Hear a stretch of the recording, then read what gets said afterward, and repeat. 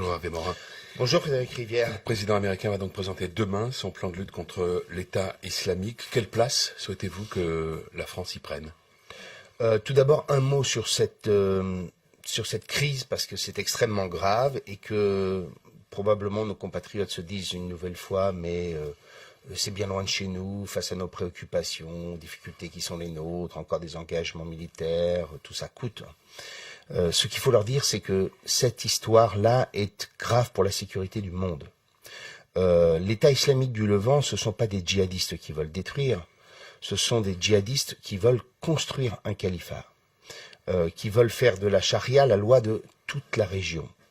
Et donc, quand vous avez des forces armées, parce qu'ils ont récupéré pour l'essentiel l'armement de l'armée américaine, de l'armée irakienne qui a été fournie par les États-Unis, qui sont entre 50 et 100 kilomètres de Bagdad, avec un pouvoir central extrêmement affaibli, comme vous le savez, ce qui s'y passe, c'est le risque très rapidement que s'installe là-bas un califat et qu'ensuite la déstabilisation de la région soit engagée.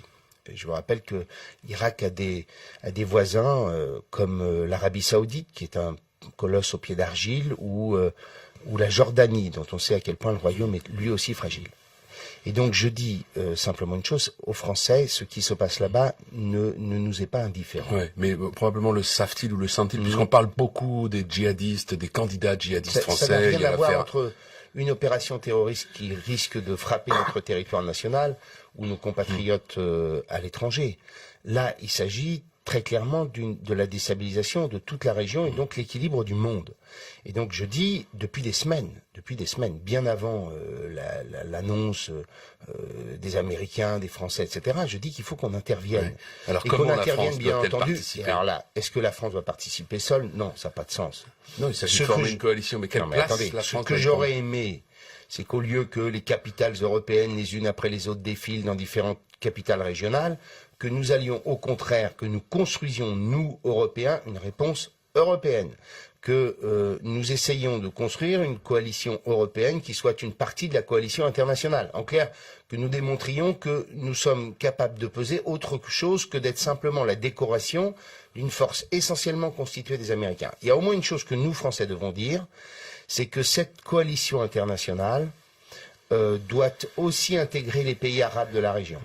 Il n'y a aucune raison que ça ne soit simplement une coalition dans laquelle se situent grosso modo les pays de l'OTAN. Il faut que interviennent aussi dans cette coalition les Turcs, les pays du Golfe. L'Iran? L'Iran, c'est plus compliqué, mais enfin, au moins qu'il y ait des discussions avec tous ces pays-là. Ouais. Comment peut-on combattre les adversaires de Bachar el-Assad en Syrie sans, d'une certaine manière, soutenir Bachar el-Assad? Mais je pense qu'il ne faut pas confondre les deux choses.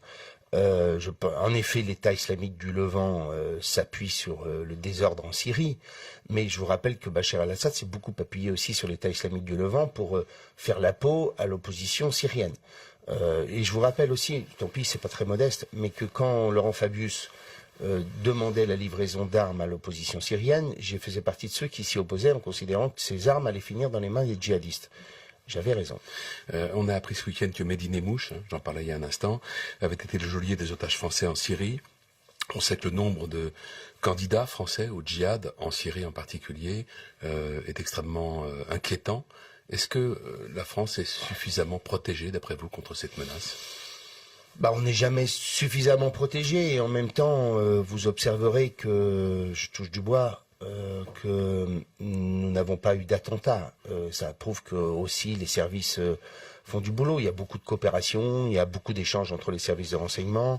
Le développement d'un certain nombre de nouveaux moyens techniques favorise tout cela, mais il est évident que c'est très compliqué. Quand on évoque la question, par exemple, des Français qui feraient des allers-retours avec les capitales dont on sait qu'elles sont le lieu de destination des terroristes, vous voyez bien que tout ça a déjà été intégré par les terroristes eux-mêmes, puisqu'ils font des escales dans d'autres pays pour masquer le fait d'aller dans ces pays-là. Donc c'est toujours très compliqué, mais voilà, je pense très franchement, moi j'ai le souvenir de conseils restreints autour du chef de l'État où je me disais que nos services prenaient vraiment en compte cette dimension. Mais bien entendu, il n'y a pas de risque zéro là-dessus. Alors, il y a un autre foyer de tension, et le ministre de la Défense en parle ce matin dans Le Figaro. C'est la Libye. Il appelle la communauté internationale à se mobiliser sur le sort du pays. Il considère que c'est une espèce de plateforme du terrorisme. Il a raison. Oui, les échos que j'ai, mais il en a plus que moi.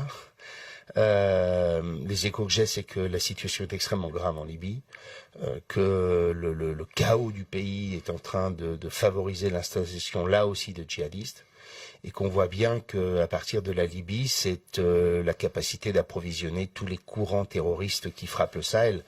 Donc on est dans une configuration qui tout de même, je trouve que jamais depuis des années, le monde est face à autant de tensions avec une violence aussi forte. Je pense qu'il y a pour nous au moins une leçon à tirer de tout ça. C'est que lorsque le gouvernement annonce chaque année une réduction du budget militaire, on devrait y prendre garde, parce qu'on voit bien que on a besoin d'avoir une armée qui soit capable d'intervenir, une armée qui soit capable de pouvoir nous protéger, et notamment d'être capable d'être envoyé à l'étranger pour répondre à telle ou telle crise. Il n'y a pas une autre leçon à tirer de tout ça? Il ne faut pas se dire, par exemple, que ce sont peut-être les Occidentaux qui ont largement contribué à tout ce désordre avec leurs interventions en Libye et en Irak? Oui, sur l'Irak, je suis d'accord avec vous. Au moins, l'intervention américaine a très clairement déstructuré toute la société irakienne. Il y a un très beau reportage d'une de vos consoeurs qui le montre très bien. Sur la Libye, c'est facile de donner des leçons. Je n'étais plus au gouvernement, donc je ne suis pas en train de me défendre, mais en même temps, vous aviez matin, midi et soir, je vous rappelle, Frédéric Rivière, des intellectuels qui vous expliquaient qu'on ne pouvait pas laisser... Un intellectuel en particulier? Pas uniquement Bernard-Henri Lévy. Il y avait tous les jours un appel pour sauver le peuple libyen du massacre que réalisait Kadhafi. Un mot de politique française. Ah, bah, ça faisait longtemps. Tout le monde, vous allez voir, tout le monde attend l'annonce du retour en politique et ça aussi, c'est une vraie info. De Nicolas Sarkozy. Qu'est-ce que ça changerait pour le centre si ce retour se confirme? Je vais vous dire, moi j'en ai plein le dos de l'obsession présidentielle de tout le monde. Ouais. 8 candidats à l'UMP, tout ça n'a pas de sens. Les Français assistent à la fois Monsieur Thévenoud qui dans une espèce de schizophrénie accepte de rentrer au gouvernement tout en sachant que dans 10 jours on allait savoir qu'il payait pas ses impôts, et en même temps ils assistent avec désolation avec des hommes et des femmes dont l'ambition personnelle semble le seul moteur. Eh bien moi je veux faire autre chose avec le centre. Dans le cadre de la présidence de l'UDI, je veux construire une grande majorité d'idées alternatives à l'UMP et au PS. Et je veux qu'on mette autour de la table toutes celles et tous ceux qui ont fait beaucoup de choses en commun pour construire une majorité politique large. Et je veux, moi, si je suis président de l'UDI, proposer à Alain Juppé, François Fillon, François Bayrou, des sociodémocrates déçus, des écologistes, la société civile, leur dire on va construire un projet politique, on va construire un socle politique. Et ensuite, nous nous poserons la question de savoir qui portera ce projet politique? Qu'on mette les idées d'abord, les personnes ensuite. Parce que l'élection présidentielle, elle est devenue tellement l'alpha et l'oméga de la vie politique française que les gens en oublient de construire d'abord une réflexion sur qu'est-ce que notre famille politique doit construire dans un monde nouveau.